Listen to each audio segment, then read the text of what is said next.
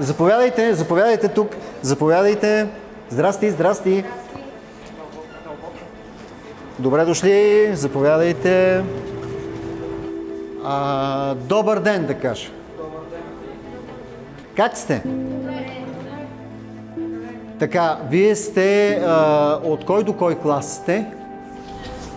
Аз съм 6-ти, 7-ми, 8-ми, 9-ти? Супер, супер. Аз съм 9. Чудесно. А аз все още съм в предучилищната. Шегувам се. Знаете ли къде сте в момента? Да, в музикалния театър. Да, Националния музикален театър. А защо е музикален театър? Всички знаем какво е театър, но защо е музикален? Знаем ли? Точно така. Има музикални инструменти, има певци, има оркестър, има артисти, има много хора. Между другото, в този институт, културен, музикалния театър, работят над 500 човека. Можете ли да си представите? 500 човека. Само оркестъра на музикалния театър е над 65-6 човека. Има хоров състав, знаете какво е хор, нали? Чудесно. И те са 35-40 човека. Има балет, те също са над 30 човека. Има оркестър, те са много, казахме. Има и какво има още в един театър? Какво трябва да има? Моля? Барабани, да, супер, и барабани има. Има хора, които обслужват един спектакъл. Смисъл. Има, точно така, има сценични работници.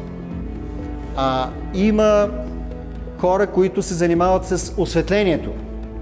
Има хора, които се занимават с реквизита. Какво е реквизит? Знаете ли какво е реквизит в един театър? Не, реквизита са всички дребни вещи, с които се работи. Големите неща, как се наричат? Декор. Нали, какво е декор? Декора е това нещо, което всъщност ви дава усещане къде се развива действието. Като голяма градина, голям парк, къща, дворец или каквото и да е. После, за да има един спектакъл, какво още трябва да има на сцената? Освен артисти, декор, както е в нашия случай в музикалния театър да има оркестър и певци, какво още трябва да има, според вас? Костюми, дрехи. Съответно за тия дрехи си има какво? Има художник или художници, които изготвят скиците за костюмите на даден спектакъл и съответно има хора, които какво правят?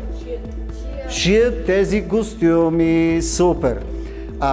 Още нещо ще ви кажа за театъра. Тази година сме в 106-та година на музикалния театър. Февруари месец имахме рожден ден, така да се каже. 106 години професионален музикален театър. Така, сега, всички заедно, лека по лека, ние ще влезем навътре в музикалния театър. Хайде след мен!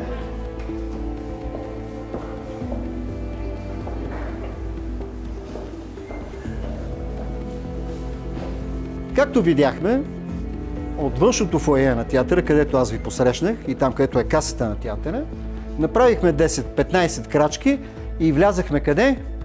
В същинското фоайе на театъра. Точно срещу вас, зад тези картини, се намира зрителната зала, но всичко по реда си. Тази сграда е построена края на 30-те години и функционира като театър и музикален театър някъде веднага след 1939-40 година. Тук виждате, това са картини на най-големите звезди от преди 70-80 години, в центъра е всъщност патрона, или така да се каже името, което носи музикалния театър, Стефан Македонски, а това е артиста и директор на времето, 45-6 година, господина Стефан Македонски, и той е, така да се каже, като патрон на нашия театър. Тези снимки, които виждате покрай картините, са на действащите артисти, певци в театъра. Сега, като се представих и казах, че се казвам Румен, всъщност аз съм артист в този театър и разбира се, това е част от работата ми, да посрещам такива прекрасни млади хора като вас. Интересно ли ви е? Да. Да? Супер! Така, продължаваме сега в единия ръкав на фоайето. Това са вратите, които водят към къде? Според вас? Зрителна зала. Браво! Супер! Точно така. Фоайета. А това, разбира се, е гардероба, в който ние си оставяме дрехите. От тук нататък ние ще направим още 10 крачки и ще влезем в така наречения бекстейдж или зад сцената или в кухнята на музикалния театър. Искам просто да ви инструктирам много бързо и да ви кажа. Сега, като почнем да се движим, защото веднага ще почнем да се движим в кулоарите на сцената. Ще минаваме през проходи и помещения, които са сравнително тесни. Има стълбички. Така че по двама, бързичко, внимателно, без да пипате нищо и без да се отделяте, за да не стане някоя беля. Защото има много декори по сцената. Някой може да се спъне. Нали, представяте ли си артиста, аз говоря от мое име, представяте ли си артиста по време на екшън, т.е. когато има спектакъл и непрекъснато се сменят някакви декори, а то става тъмно от страни на сцената, човек да не се спъне, така че аз имам рефлекс, но вие нямате такъв изграден рефлекс, така че си гледайте много добре в краката и в ляво, в дясно, нали, за да не се ударите или да не настъпите нещо или да се спънете в нещо. След мен, по двама. Има стълби, внимателно. Влизайте и внимателно с тази лодка. Натам де. Сега. Като свърши нашата обиколка за финал, ние след това ще се разположим тук на сцената. Аз само искам да погледнете и да видите какво огромно пространство е сцената на музикалния театър. След това ние лекичко, ето тук ще се разположим на сцената, за да видим какво вижда артиста всъщност от сцената. Нали? Всеки един от вас знае, който не е бил на сцена, какво се вижда, когато гледа към сцената. Но какво се вижда от сцената към салона, нали? Това също е любопитно за тези, които не са се качвали на сцена. Кои са се качвали на сцена от вас да си дигнат ръката? Аз не. Ами добре, значи ще ви е интересно и на другите, които не са се качвали. Сега, направете ми място да мина и след мен ще тръгнем нагоре. Аз съм бил на сцена. Ето тук само да се разположим. Значи направихме 10 на 15 крачки и както виждате излязахме от сцената и попаднахме зад сцената. Всички тези врати, които виждате, всички тези врати са гримьорните на актрисите, даже има имена на всяка табела, същото и на горния етаж, точно отгоре. Тук са повече жени, повечето са артисти мъже. За балета, за хора и за оркестър има други помещения, където те се преобличат, но това са гримьорните и на горния етаж гримьорните на артистите. Няма да ви отварям сега, за да гледате. Те са малки стаечки, горе-долу по 3-4 човека се събират в стая. Сега ще се качиме 2 етажа и ще посетим директорския кабинет и ще ви запозная с директорката на музикалния театър, но това след като се качим. Хайде след мен. По двама и внимателно.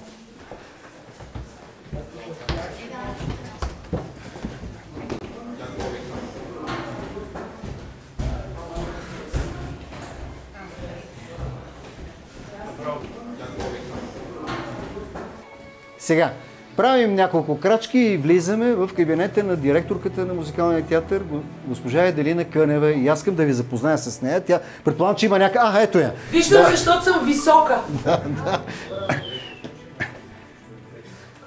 Да, заповядайте.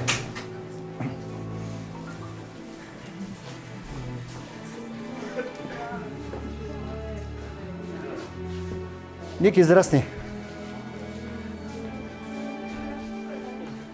Ще се съберем.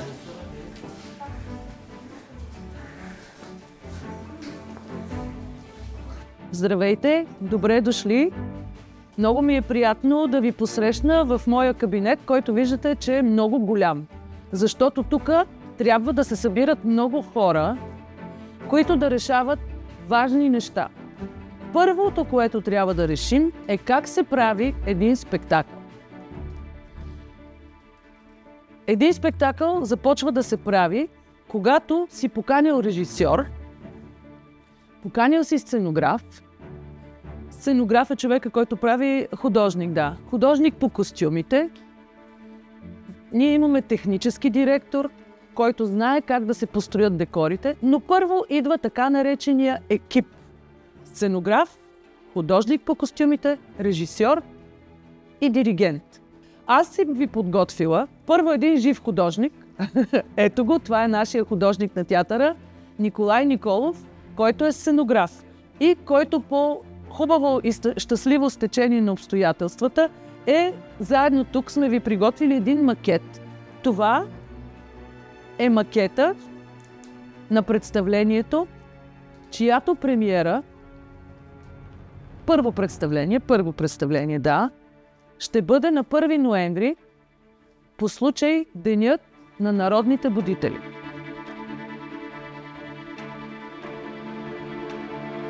Ето от тук се започва правенето на едно представление. Сега, обърнете се на другата страна, където ще ви покажа много картинки, много макети на костюми, които другия художник по костюмите трябва да... Ето тук, погледнете колко много костюми, които са с мостри за платове. След малко вие ще отидете в шивалните, където ще видите как се изработват тези костюми. И това всичко, тези всички рисунки трябва да бъдат през одобрението на художниците, на режисьора и на мен като директор на този театър. Който иска да дойде да види много красиви рисунки, тези рисунки са с мострите на платовете. Да. Ето, още. И това тук е началото, в този кабинет се направи началото на всяко едно представление. Сега, ето тук има още един макет на сцена на едно детско представление, което е направено по любимата песничка на всички деца Зайченцето бяло. Ето го този макет. Виждате, тук има една книжка. Тя е много голяма на сцената. Ето това са героите тук.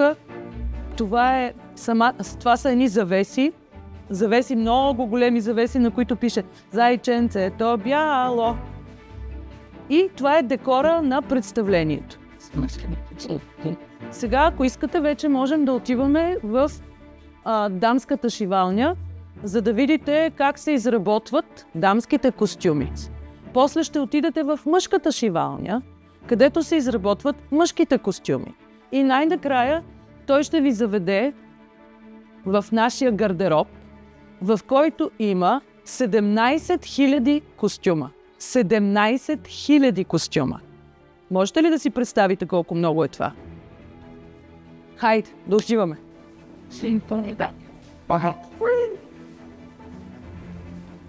Внимателно, стълби.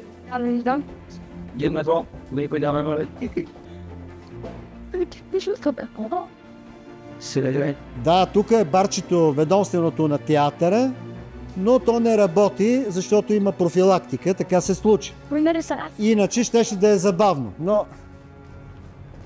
Айде след мен, тук много внимателно.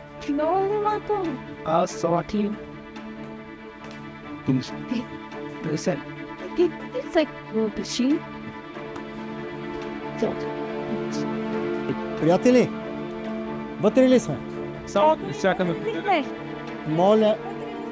Моля, никой да не пипа нищо. Моля. Ето, както виждате, това помещение е за костюмите, които се шият, или така наречената дамска шивалня, т.е. костюмите, дамските костюми на всички, които участват в даден спектакъл. Тоест, какво имаме предвид? артисти, певци, хор, балет, ако трябва и оркестър, да му се ушият някакви неща, се шият. Поглеждаме надясно. И какво виждаме? Колежките са извадили 3 костюма от магьосника Тотос, който е бил поставен 1970 година, са шити тези костюми. И както виждате, те все още са здрави и добре изглеждащи. Тоест, това са костюми на колко години? Да, точно така. Това са костюми на 54 години. Разбира се, те не са действащи. Те стоят в склада и в гардероба на театъра, като една реликва, като един спомен. И кой би унищожил тази красота? Всъщност, те красиви ли са тези костюми? Те са чудесно направени, чудесно изработени костюми. И са на 54 години и продължават да изглеждат все още чудесно. Но това е благодарение на нашите колежки, които са тук в шивалнята и в дамски гардероб, където ние ще минем, и мъжки гардероб, където те се грижат тези костюми в продължение на 50, 60, 70, имаме костюми там от преди 90 години, които все още изглеждат добре, но те се грижат за тях. Почистват ги, пазят ги. Тук работят 5 шивачки. Дамска шивална. Можете ли да си представите следното нещо? В един средностатистически спектакъл на музикалния театър участват около 100-120 човека. Пак повтарям. Хор, балет, оркестър, солисти, певци и така нататък, артисти. 100-120 човека. Тук в това помещение се шият дамските костюми. Значи делиме на 2 все едно. Даже понякога дамите са повече от мъжете, които участват в един спектакъл. И имаме 20 момичета балет, 20 момичета хор и 15 или 10 певици. Какво прави това като цифра? 50 човека, грубо казано. Значи за тези 50 човека какво трябва? 50 костюма, нали? Обаче в много от спектаклите трябва да се сменят 2-3 пъти костюми. Какво означава това? Че минимум в това ателие за даден спектакъл минимум се шият може би 100, 110, 120 костюм. Вие представяте ли си за какво става въпрос? Това е доста. Ами доста е. Ето и те ще ви кажат, че е доста. Колко преди премиерата на един спектакъл идват готови скиците от художниците и вие трябва да започнете да шиете? Месец 35 дни. 35, 30 дни, 25 дни. Преди спектакъл, т.е. премиерата на спектакъл. Ако някой иска да пита нещо, може да пита, няма проблем. Ако иска да пита нещо, да пита. Да, добре. Окей, да, кажи. Правят формулата за дрексите за театъра, нещо да рисува, как ги правят? Ами правят ги, те имат си, тези жени са и кроячи. Тоест, художника, сега си ти. Заповядай, ела. Да ви разкажа как се раждат костюмите. Първо, за съответния персонаж ги нарисува художник. Ето и скица. Това е от спектакъла Славея, да, това е скица на художника. След това се подбират материалите, виждате, това са мостри на платовете. Да, хубаво да покажа. И пазарува се и взимаме размери на всеки, за който е дадения костюм. Изработваме кройки. Изработваме тези кройки за всеки един, за който ще се шие костюм. Кажи парче от кройката и кажи какво е това парче. Това е предничка на блузка, да речем. Да. Това е гръбче. И това е вече по-малка мярка. И така. Платове се пазаруват. По този начин всъщност почва да се формира и сега като те гледам теб, ще ти взема мярка тук. Колко си колко си висок, колко ти е предницата, колко ти е отзад, колко ти е гръдната обиколка, талията колко ти е и се почва. И тези жени се занимават в продължение на 25-30 дни с тия 120 костюма, неспирно, тук не знам по колко часа работят. Натоварени. Да. Виждате как стилни стават. За да се случат тези неща, човек наистина трябва да обича работата, която ние вършим тук.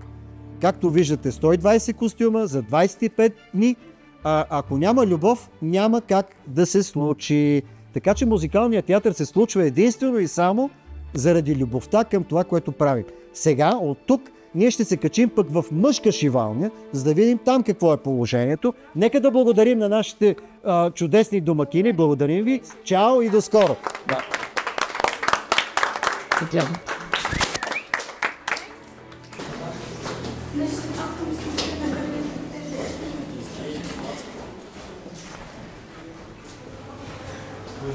На първи имаме премиера на един концерт, а както ви каза госпожа директорката, на следващия 1 ноември имаме съответния спектакъл. Сега се шият костюми и за концерта, и за спектакъл Криворазбраната цивилизация. Айде след мен!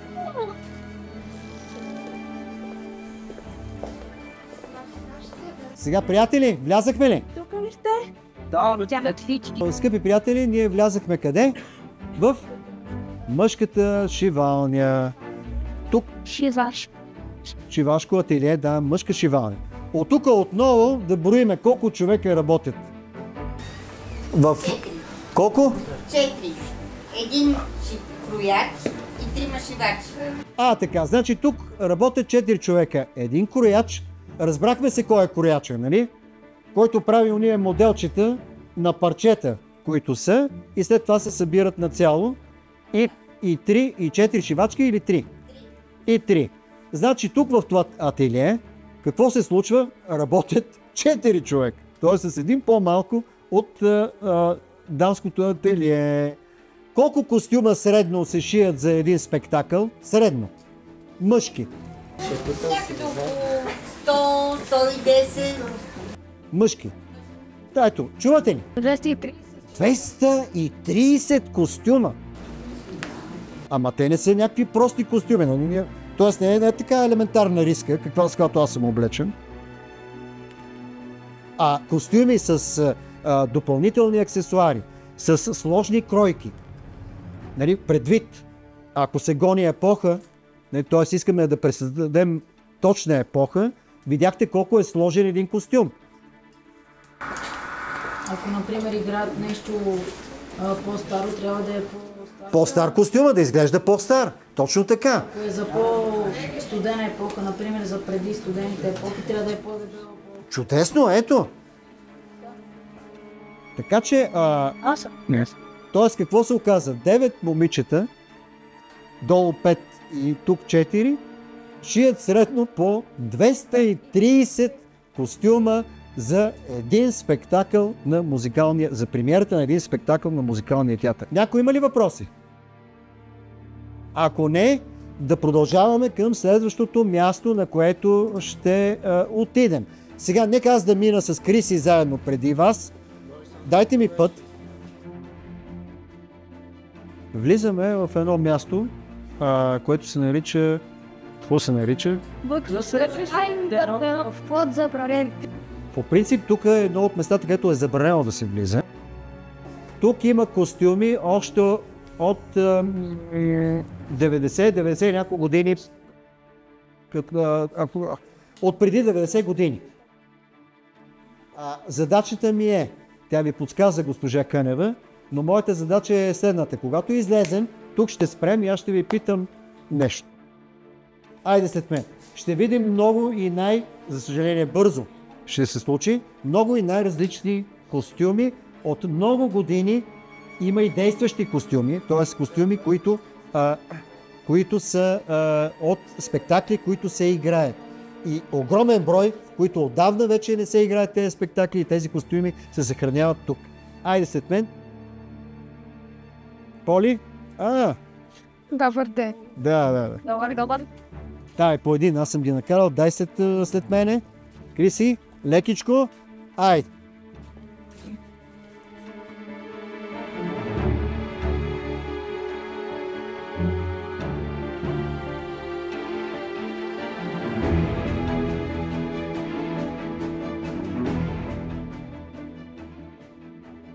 Внимавайте, гледайте си в краката. Тук за ваше улеснение колегите са написали, на ваше ляво ще видите, после като се качите, са написали от кои пиеси в момента, които се играят, стоят в тия ниши костюми. Така, лекичко. Фантом, българи от старо време, Фантома. Много е готин, аз там е едно от любимите места да се разхождам тук. Внимателно гледайте си в краката.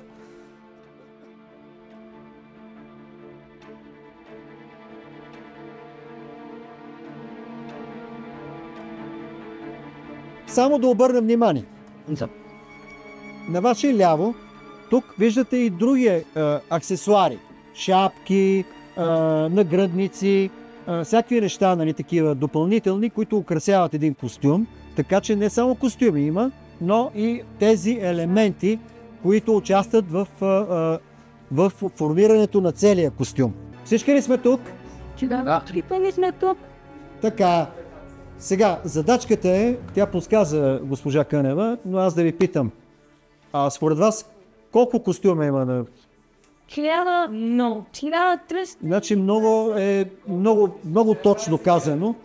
Да, ти си запомнил. Над 17 000 костюма има в това пространство, в което бяхме. Ние всички, всякакви. Мъжки, женски, детски и така нататък.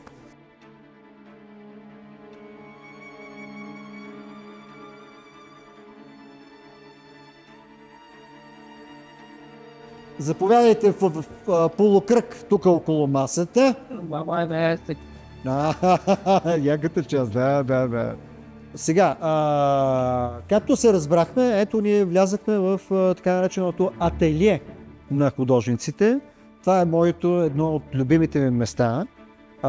Веднага ще обясня защо ми е любимо. Като се огледате наоколо, погледнете и в краката си, погледнете и по стените, погледнете и тавана, погледнете и прозорците, точно така, това място изглежда по начина, по който е започнало да работи като такова, имам предвид ателие на художниците, още от кога, Жоре?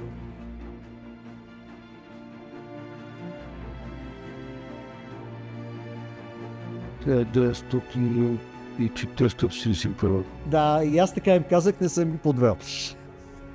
Сега искам да ви запозная с шефа на ателието, Жоро Златанов, и ще ви оставя малко в неговите ръце, за да ви разкаже някои дреболи, свързани с тези и други неща. Пред вас тук също така има една фигура на кариатида. Сега, това е фигура, която сме направили отново за театъра. Това е прототип, който е 96 см в момента, но е направен като от това се прави модел, който е висок 3,60 см. 4 такива фигури са, като това е правилно с сканиране. И се прави снимки, също и се подава файла да се обработи и там вече са направени фигури, които, както ви казах, са по 3,60 см. Виждате колко огромно място е бекстейджа или така нареченото зад сцената пространство на музикалния театър. Ние минахме през, да кажем, вие видяхте около 50%, даже няма и 50% от всички пространства, които съществуват зад сцената.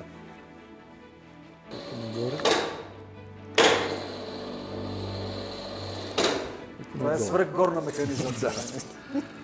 И това е също доста старо, но имаме много добра помощна група, която и подрежда декора, и всичко от тук се сваля много внимателно, като тук има една група, примерно от 4, 6 или 8 души, и долу също има още толкова, които поемат декора. Имаме страхотни сценични работници. И те са много. И бачкат здраво, защото вие, сега като слезем долу на сцената, ще видите какво за този концерт, какво количество декор има на сцената.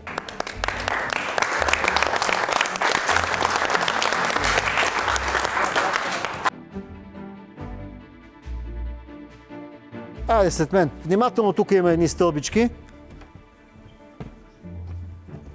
Ето, който иска, може да погледне, да разгледа от тук оркестрината, пултове, ноти, барабани. Салона има 766 места. Гледайте за какви железа и чудеса става въпрос.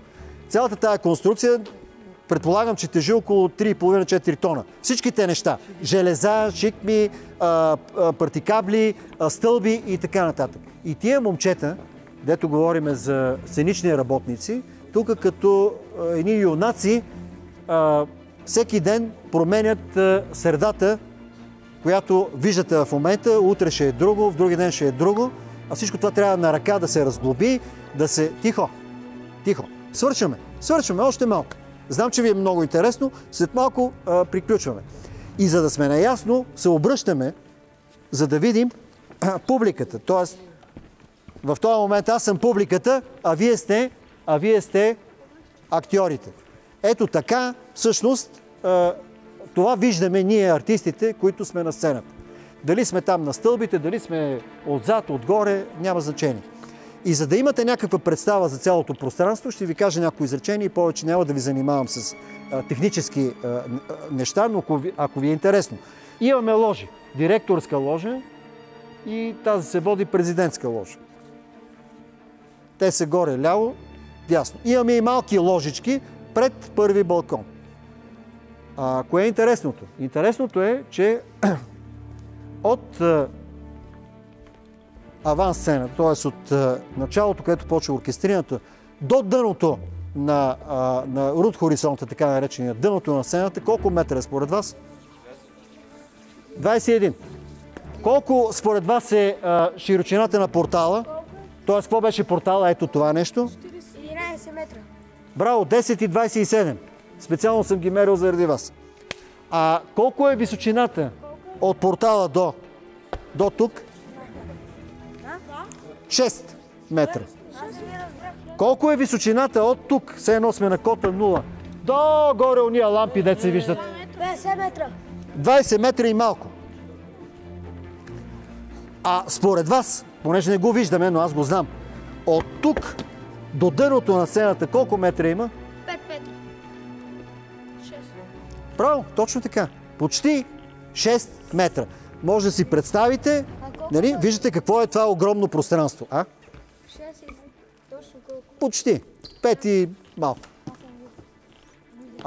Така е. За някои от вас, може би ще станат бъдещи артисти. Ето, вижте как ще стои един артист срещу своята публика. Се запознах с вас.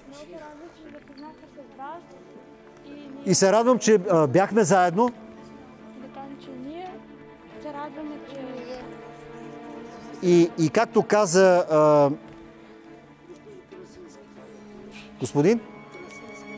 господин Красински, ще направим така, че вие да посещавате наши спектакли, стига да искате и стига да ви е интересно. Но по принцип тук са много забавни и много интересни спектаклите, които се играят. Скъпи приятели, аз ви благодаря, че бяхме заедно. За мен беше огромно удоволствие и ще се радвам да се видим отново. Така че ви желая да бъдете здрави и щастливи.